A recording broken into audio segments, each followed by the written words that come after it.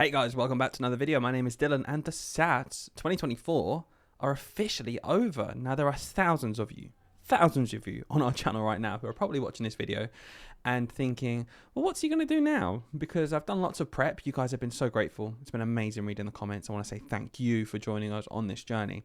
But I do want to keep making content. I want to keep making stuff for you. So stick around to the end because I've got a question I want you to answer. Okay, but this one is all about what happens now. So the tests are finished, and that's not it, is it? We don't just think, well, the tests are done, cool, on with my life, I'll never think about them again. Because of course we are. We've got a number of questions about what happens next. When do I see my scores? When do I see the papers?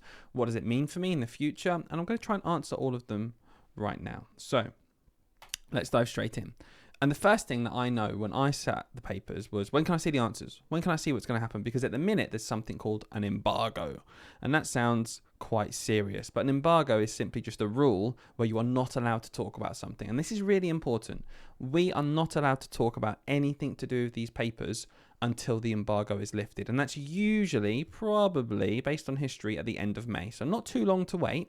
But we do have to make sure that we do not say anything about the papers between now and then. And there is a good reason for this, because there is a whole week extra where people can catch up with these tests if they missed it in the first week. So there will still be people sitting these tests who have not seen the paper yet. And it's vital that we don't ruin the integrity of these papers by ruining what's on them, because obviously then it's not a fair test. Okay, so that's the number one thing that as teachers we always say, we cannot talk about this until then. We might have our opinions, and we can talk about our opinions about, oh, maybe it was a bit of a tricky paper, or maybe it was a bit of an easy paper, but we cannot go into detail about what was in the paper. It is not fair.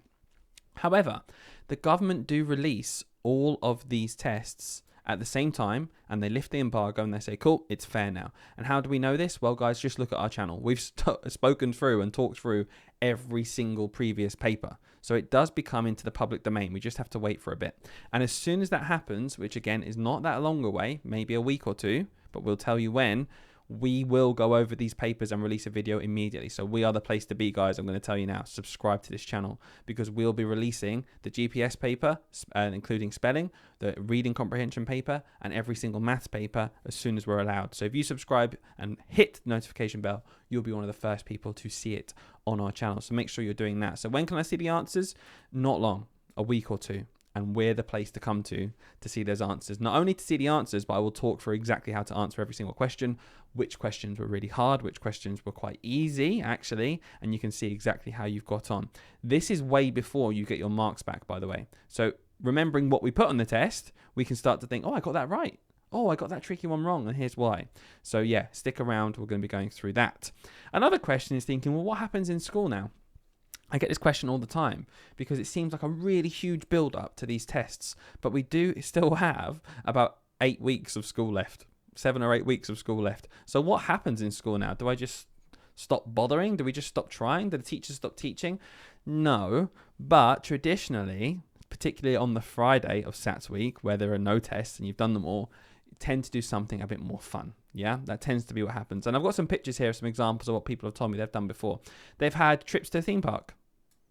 That's happened after the SATs papers. They've had trips away, residential trips, where they go away for a few days or a week even, and they go and do whitewater rafting somewhere, or they go and do team building, really fun things. And even if you do stay in school, quite often there are projects going on. So even if you don't go away for a week, well, you do some fun projects at school. You do some building, marshmallows and spaghetti. That's a classic one. So the answer to what happens in school now is you still do learning, but we shift to what we would probably call a bit more fun. I suppose a lot of people before the SATs would have been in booster groups, would have had extra math sessions, extra English sessions. And you're probably thinking, well, you know, I don't like maths and English that much. That's normal for you to think. You don't have to like it. You might prefer learning about history. You might prefer learning about science, and that's where the projects come in. Lots of Year 6 children do projects after the SATs are finished. They might do a whole project. I remember when I was in school, one thing that sticks in my brain is I did a project all about the planets of the solar system. I love space. I absolutely love the idea of learning about what's out there and all the different planets. Is that tested on the SATs paper? No. So it's really not the be-all and end-all, okay? These SATs papers are really hyped up by teachers more than anyone, and by the government to make sure, oh, we've got to get to these numbers, we must get to this standard. No one's measuring how kind you are. No one's measuring how lovely you are to other people. No one's measuring your ability to speak about something you're passionate about. No one's measuring your hobbies. don't worry too much about it. I promise you, you've got lots of chance in the future to learn things that you have to learn. Okay, that's my number one tip. I know I'm a teacher, I should probably say something different, but I don't care, because honestly, it really doesn't matter. It's just as long as you try your hardest. Okay, that is it. So who marks the test is another question we get a lot. So this is almost like a Q&A session. Who marks the test? And if you do have another question, by the way, that I don't answer, whack it in the comments down below. Well, it's not your teacher. This is a common misconception. And often when you do a test in school, a teacher will mark it and they'll go through it and then they'll say, oh, okay, well, they got this, and this right, well done. They got these 2 questions wrong. I can go over it again. Not the case. This is a completely external paper. It is marked by paid volunteers who have training. Okay, and these volunteers are teachers, by the way. So teachers will say, okay, I volunteer to mark. They'll go through some training on how to mark accurately and how to use the mark schemes. And then what happens is the test papers that you've sat, you've done maths, there's all my answers. They get sent away, often digitized, which means put into the computer. And then parts of each paper will be sent off. Let's say page 3 gets sent off to this marker. Look, there he is. Hello, I'm marking. And then maybe page 4, a different set of questions gets sent off to a different marker. Hello, here she is. I'm going to do some marking over here. The paper isn't just sent to one person, each mark the whole thing. It's split up. The reason is because, look, this person here, he gets all the page 3s. So he becomes an expert in what the answer should be for that question. He's a page 3 expert. He marks them. Choop, choop. Oh, wrong. This person here's the page 4 expert. Oh, yeah, okay, cool, correct. Oh, 2 marks out of 3. This one got 3 marks out of 3. And this person really knows how to mark 3-mark questions. Once all that's done, it gets collated back together and you'll get your score. And that is how it's marked, okay? It's marked by people you will never meet or never know. But assured, they have training, okay? So they know exactly what they're doing. Not marked by your class teacher, and that this is the number one thing. It does take some time. For this to be done properly and accurately, it does take some time. And a little offshoot question from this is sometimes the markers get something wrong. What if they get it wrong? What if I get my test back and actually, no, I did get that question on page 3 correct, but they marked it as wrong. There's an appeals process you can go through, okay? And your teacher will be involved in that. So teachers can see papers, we can ask them, we can see them, and we can say, oh, actually, no, this has been marked wrong, and we might get some alterations to the scores. But just rest assured, it's not the person in your school marking. The reason is, at Key Stage 2, I guess it's quite important to the schools, these results, and the government don't want the schools to be in charge of marking because it can be tempting to think, oh, I've taught this child all year. I know they know how to use apostrophes. They've just done this wrong here. I'm going to give them the mark. We don't want to take any of that temptation into account, okay? Funnily enough, no, this is how it works for Key Stage 2. In Key Stage 1, where they sometimes do the SATs lower down in the school, they are marked by the class teacher. So there is a difference there, which is really interesting. But for Key Stage 2, Year 6 SATs, they get sent off. Next question. When will I know my results? This is probably the number one question. Oh, we've been sat here thinking, I've been waiting 8 minutes for this question to come up. When will I know my results? Well, the schools will be able to see your scores from the 9th of July. So from now, that's about 5 weeks. About 5 weeks away, maybe 6 weeks. From the Tuesday, the 9th of July. It's before the end of the school year, but schools, this is when they will get all the data and they will say, okay, this child got 102, this child got 95, this child got 114, and they can see how you got on. But this is not necessarily the date when you find out how you got on this test. It's when your school finds out. The school will decide how they issue these results to pupils and parents. The only rule is they should be received by the end of the summer term, which is the end of the school year. The most common way this is given is in reports. Okay, so quite often you'll have your normal report, and then attached to the report you might have a piece of paper and it will say English standardized score, maths standardized score, and then GPS, etc.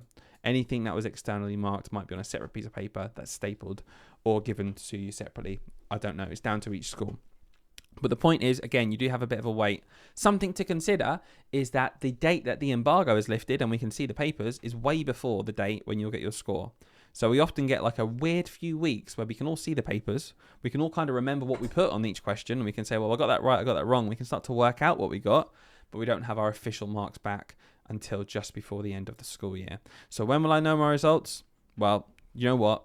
Don't think about it anymore. Just enjoy yourself. You've still got 5 or 6 weeks of thinking that. And if that's in your brain constantly, it's not healthy. Go and have fun. Enjoy yourself at school. Do a project. Go and do a hobby. There are more things to this world than a SAT paper. I promise you. So will the results impact my secondary school? Because again, you're thinking, well, why do I even do these tests? What's the point? And a lot of people will say, well, it's for secondary school, because in secondary school, when you go there, they will use the SATs to put you into sets and it'll know what groups you're in. They kind of don't know. It doesn't really impact secondary school. Now, it does to an extent, let me explain. But it's not the be all and end all. If you score lower than you expect on your SATs, it will not change your life. I promise. It might seem like the most important thing in the world right now, but it's not. When you get older, you look back and you think, oh my gosh, I can't believe I was so worried about it. It doesn't really impact secondary school. In terms of sets and where secondary schools put you in what class, etc., lots of secondary schools do their own tests in the first few days when you go back. So, yeah, they get the SATs results, but they think, well, okay, well, they're not hugely reliable. We've had 6 whole weeks of summer. They might have forgotten some stuff. So what we're going to do, on the first day back, we're going to give them a test. And you might get a maths test. Then they'll mark that and think, okay, well, this is their ability, this is where they're at, and we'll set them like this. So does it really affect secondary school? Not really in terms of sets. Some secondary schools still use SATs. Of course they do. I'm not saying that every single secondary school doesn't use it. Some do, but in general, not really. The other thing people say, and this is true, that your SATs might link to your predicted grades. Now, as you go through secondary school, you will have predicted GCSE grades. And those predictions are based on how you got on in the SATs. So do they affect that? Yes, they do. You might be predicted A's across the board because you did particularly well in your SATs papers. You might be predicted C's across the board. Okay? But they are just predictions. They don't actually mean you will get an A across the board. They don't actually mean they'll get a C. The only thing that it might impact is how the school looks at each child as a data point. So if someone has predicted all A's, that school might feel pressure to get them to all A's. If someone's predicted all C's, that school might think, well, they need to get to at least all C's. And you can see how there's different standards of what they expected to get each child to. And that is defined on your SATs result. But let me just tell you this. What you get in your SATs has nothing to do with what you're going to get in your GCSEs. That's how much hard work you put in year 7, 8 and 9 through to year 10 and 11 and how much support you're given by your school, okay? So yes, the answer is it does kind of impact secondary school, but not really, okay? And if you flunk these tests for whatever reason, or even if you just had a bad day, it's not going to define your life. I can't stress that enough, guys, okay? It's not going to define your life. Quick question from me, okay? Quick question from me. It's a very simple one I want to finish this video up with. What do you want us to upload? Because I've been very easily uploading videos nearly every day now for about 6 weeks because it's been SATs prep. I'm a teacher. Here's what I do. And you guys have loved that preparation. So what do you want me to upload now? Because we have literally thousands of you in this last month or so who've joined us on this journey. So what do you want me to upload? You are in control of what I upload, okay? If you want stuff to get ready for year 7, I'll do it. If you want more SAT stuff for whatever reason, I'll do it. If you want anything to do with teaching, do you want a bit of science? I don't know, you tell me. What do you want us to upload? Guys, I hope that you found this video useful. If you have any extra questions I didn't answer, do let me know down in the comments below, along with what you want me to make. Please like this video, please share this video. Let's keep this train going. I am loving the way that YouTube is booming right now and I'm enjoying making these videos. So guys, let me know and I'll see you next time.